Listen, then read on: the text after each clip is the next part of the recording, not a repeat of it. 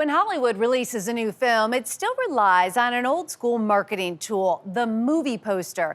These simple works of art remain surprisingly powerful, getting the word out about a film with just a single image.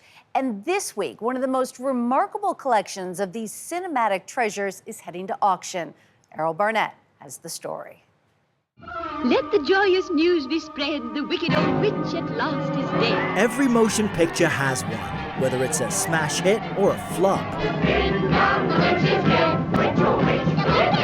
From timeless early classics to Hollywood's golden age musicals.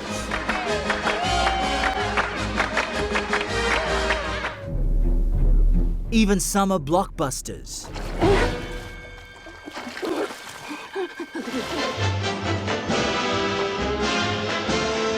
Every era of cinema has relied on the 27 by 40-inch movie poster to draw audiences into theaters. And over time, many of these one-sheets have become prized works of art, coveted by collectors worldwide.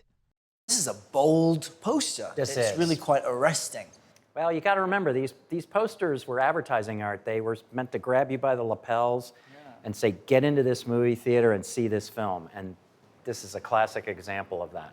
One such collector is Dwight Cleveland, a housing developer who began gathering movie posters back in high school. These movie posters were only distributed to film theater owners. And I like to compare them to candy wrappers because after the film was finished screening, these had no value whatsoever. They were thrown out, they were burned. So it's really a miracle that any of these have survived at all.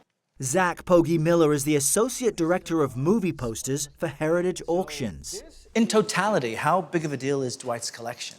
So Dwight's been collecting for over 50 years, and in that time, he's put together one of the premier movie poster collections in the world. And after decades of curating these cinematic gems, Cleveland's decided to part ways with his life's work. The upcoming sale will feature 541 posters and lobby cards, both American and international, spanning decades of cinematic history. What makes a valuable movie poster collection? Typically, it's for a good movie. So people have to care about the movie, ideally have some sort of nostalgic connection to it, because why else would you want to have a representation of that film in your home?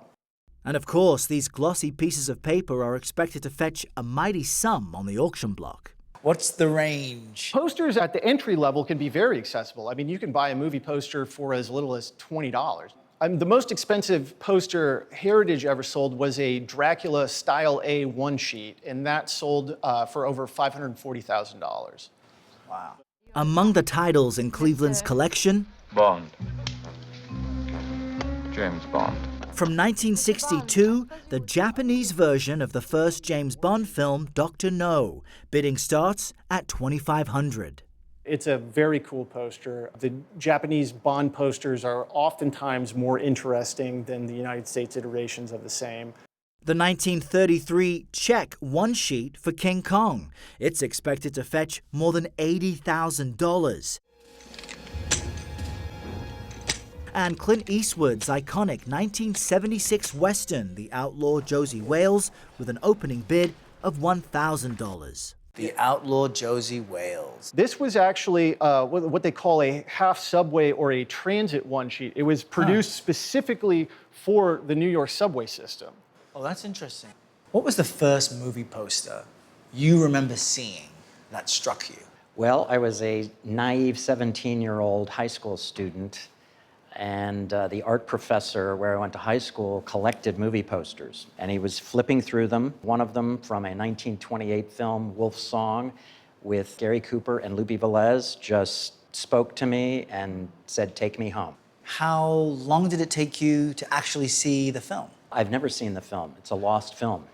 It's a silent film, and 85% of the silent films are lost. What does that say about the value of these images beyond the films they represent, but what it does to people? In many cases, these posters are the only tangible evidence that the film even existed.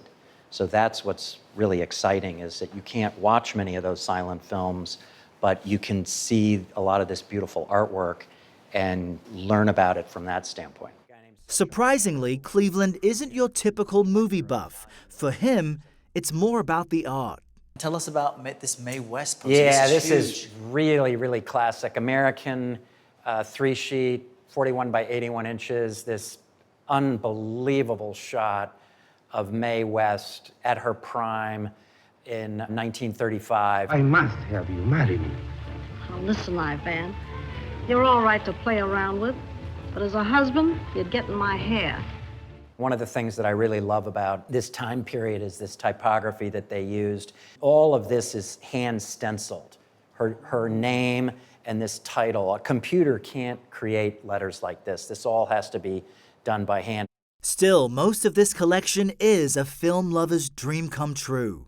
I have a lot of great posters from great films, Citizen Kane, War of the Worlds, Gone with the Wind, Adventures of Robin Hood, you know, all of the greatest films of all time. And I have what I think is the best graphic from all of those. Case in point, the auction's holy grail, the Italian poster from Casablanca. If that plane leaves the ground and you're not with him, you'll regret it. Maybe not today, maybe not tomorrow, but soon and for the rest of your life.